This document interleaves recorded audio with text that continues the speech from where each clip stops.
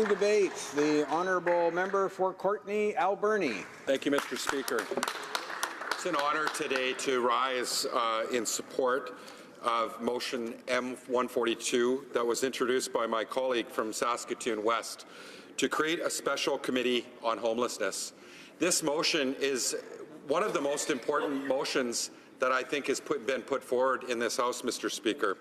And I want to speak about the importance of that. I really appreciate my colleague before me from the Conservative Party that talked about not everyone has a home. And I think it's really important that we bring that up because it's so true. It's so true throughout our country.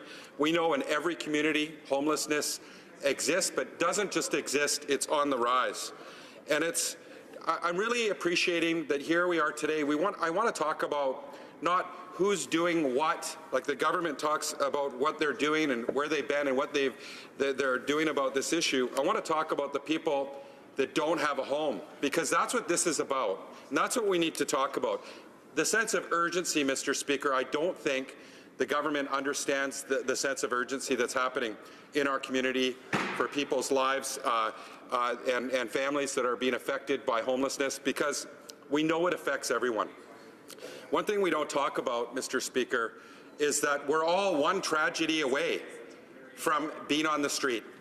You know, I was in Courtenay-Alberni at the shelter and I met this wonderful man who had lived a great life. He had worked his whole life. He was getting ready for retirement and he lost his wife in a tragic accident. He doesn't remember the last 3 years, Mr. Speaker. It just vanished. And he woke up and he was in the shelter in Courtenay-Alberni when he realized what had happened to him, and he had lost everything. That could happen to every one of us, Mr. Speaker. We're all one tragedy away from being on the street, or an incident, or experimenting with drugs. It happens to people all the time. We're seeing that right now, especially with the opioid crisis. Now, I'll speak about my riding, Mr. Speaker, because that's what I know best. I know that we don't talk a lot about homelessness in rural communities.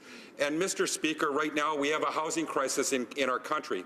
We talk a lot about the Greater Toronto Area, about Vancouver and the Greater Vancouver Area. But what's happening, Mr. Speaker, is we're in close proximity on Vancouver Island to Vancouver.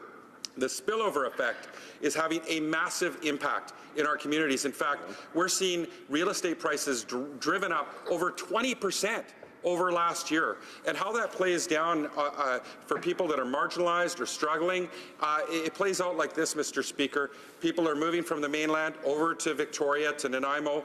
People in those communities are being pushed out into more remote communities. I live in one of those communities. I live in Courtenay-Alberni, Mr. Speaker, and I'll speak to that again because it's what I know best. And Courtenay-Alberni was the most affordable place in southwestern British Columbia, and it had a disproportionate amount of people living on income assistance.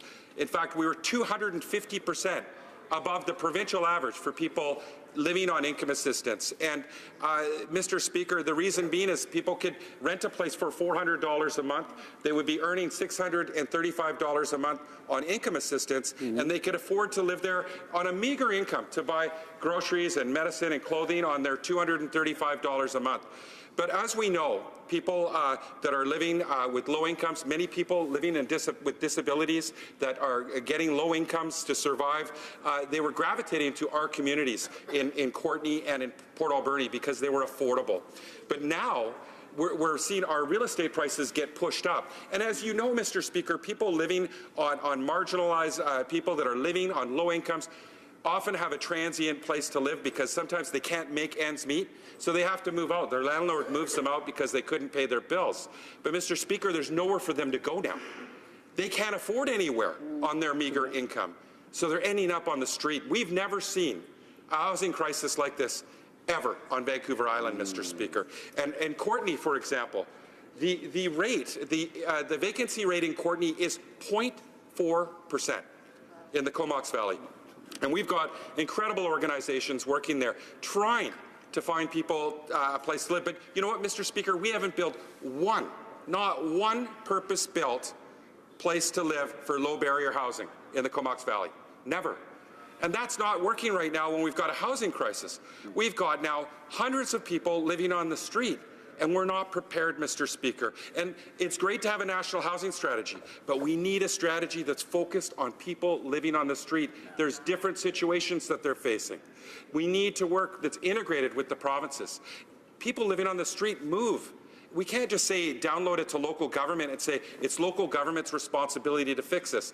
Mr. Speaker, this is a national problem, and people that are vulnerable living on the street, they're transient. They're moving around because they have nowhere to go. That's important that we recognize that. You know, I met a man in Courtenay-Alberni at the Courtenay-Alberni Shelter Society, and he was living in a low-barrier house, and I found out about his story, and I'm going to call him John. I've told this story in this house, but I want to protect him and his family. Say John, his story is this, that John drinks every day. He still does. But he used to drink every day, and he ended up on the street where he lived, drunk, passed out, and the police would get called, fire, and ambulance.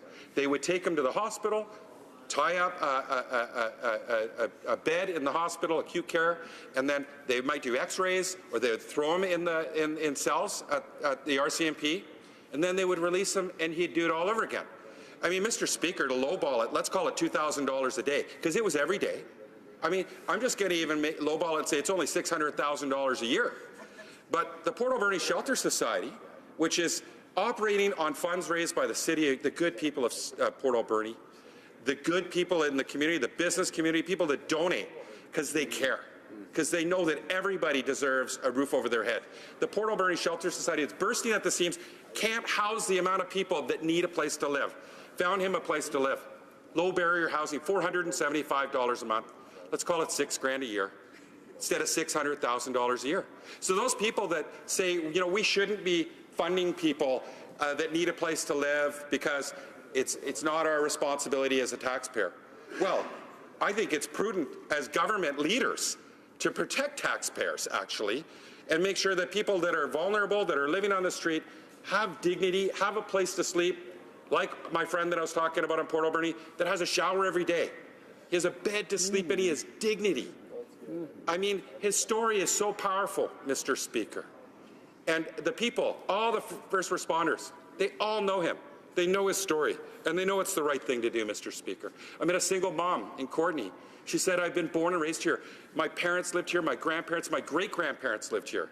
And I may have to leave my community because I have nowhere to go. I'm a single mom. She said, how am I supposed to get by with rent growing at 20% a year? We know that's impossible for that to be sustainable. That's not just impacting people that are struggling, that feel vulnerable, that might give up. That might give up because it's too hard. But it affects our culture. It affects our community, our knowledge. And so, Mr. Speaker, I want to highlight some of the people that are being affected, and I appreciate my time's running out. We have youth that are the highest unemployment rate we've seen in decades for youth in our country and on Vancouver Island. We have a housing crisis. We have a really difficult time, as we know, for seniors and veterans. And, you know, as the critic for Veterans Affairs, I had a chance to meet the representative, Deb Lowther from Vets Canada. She says, I think there is easily probably about 5,000 people, veterans, living on the streets of our country. Clearly, we have a problem when our veterans don't have a place to live, when our seniors don't have a place to live, Mr. Speaker. We have to fix this, and a special committee will do that. It'll put the attention to the people that are most vulnerable in our society. We live in one of the wealthiest countries in the world. Yet we have a skyrocketing problem for homeless people. We have an opioid crisis right now that is impacting every community across our country. And we know when people are living on the street, how are they supposed to heal? How are they supposed to get the rehabilitation they need if they have addictions or mental health issues? They need a place to live. They have to. It's good for the economy. It's good for business people. We've seen crime skyrocket in my community.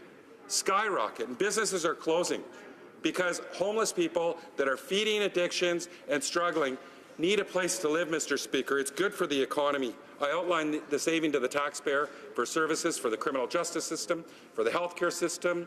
I could go on, but it's also good for businesses. And my friend from Courtenay-Columbia, he talked about how it's affecting his community. So it's not just my community, it's rural communities across this country, Mr. Speaker.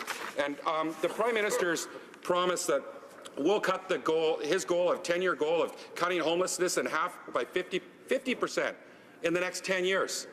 That's not acceptable. Where's the urgency, Mr. Speaker? Where's the urgency from this government? If they support this bill, this motion, then it shows they back up the sense of urgency. They understand how urgent this is for the people most vulnerable in our communities, Mr. Speaker. Again, I want to thank my colleague for introducing this very important motion in this House. Bravo. There remains only enough time in the time provided for private members' business today for the right of reply for the honourable member for Saskatoon West. So we'll go to her now. She has up to 5 minutes. The honourable member for Saskatoon West. Thank you, Mr. Speaker. Let me begin with a quote. I would encourage the member for Saskatoon West, as well as all members from all parties and all parts of the country, to become a part of the government's nationwide efforts to ensure that all Canadians have the safe, affordable housing they need and deserve. Through you, Mr. Speaker, to my honourable colleague from South Shore, St. Margaret's, and to all parliamentarians on all sides of this House, I say that her call for being part of the government's efforts is exactly what my motion M-147 is all about. It's about including all parliamentarians in our collective leadership to end and prevent homelessness. That motion, to remind Canadians, is to create a national plan to end and prevent homelessness, a plan based on results and outcomes. It's not about the political right or left. It's about rolling up our sleeves with relentless focus end homelessness in this country. But I'm at a loss as how we rally the support of Canadians and ourselves and parliamentarians and tackle such an urgent issue as homelessness by saying we'll only go halfway. We're going to house only 50% of homeless Canadians over 10 years. We can and must do so much better. We owe an urgent response to each and every Canadian living on our streets without safety or shelter. They're our children, our loved ones, our families, our friends, our veterans. I want every Canadian to be able to hold up in their hand our plan to end and prevent homelessness and say, this is where my government is going, this is how they're going to get there, and I can hold them to it. I want to thank the countless number of Canadians and organizations who support and endorse my motion. Organizations like Raising the Roof, the Peel Alliance to End Homelessness, Out Saskatoon, Quint Development Corp., Canadian Alliance to End Homelessness, the Canadian Housing and Renewal Association, Upstream, the Mayor of Saskatoon, the YWCAs of Saskatoon and Lethbridge, the Simcoe County Alliance to End Homelessness, the United Food and Commercial Workers Union, the Alberta Federation of Labour, to name a few. I want to thank my fellow parliamentarians who took the time to meet with me to talk about how we can and must end homelessness in this country. 2 weekends ago, I held a town hall in my adopted neighbourhood in Ottawa at the Centretown United Church. And despite the snow, the lure of Winterlude, and the Super Bowl, people actually came. The one overriding question that emerged was, where is the urgency by governments to end homelessness? Only one speaker that day got a standing ovation, and it wasn't me. Tyler Palmer works for the Youth Services Bureau as a community developer working with tenant organizations. As a young person who has experienced homelessness, Tyler speaks from a place that most of us can only imagine. Here's what Tyler said. Homelessness is its own place, a world of fear and shame that often feels impossible to escape. It's hard to fathom why something so basic as shelter is still as elusive as it is, especially in a prosperous and stable country like Canada. The face of homelessness is changing. It affects young and old, women, families, children. Many come from privileged or advantaged families. No one is immune. Many queer and trans youth are still expelled from their former lives just for being who they are. In short, homelessness is not just an economic problem, it's a human problem. As a society, we're on the same road. All of us can do our part. I firmly believe that only together can we end the isolation and grief that homelessness creates. I agree with Tyler, and that is why I ask that we all work together to create a federal plan to end homelessness.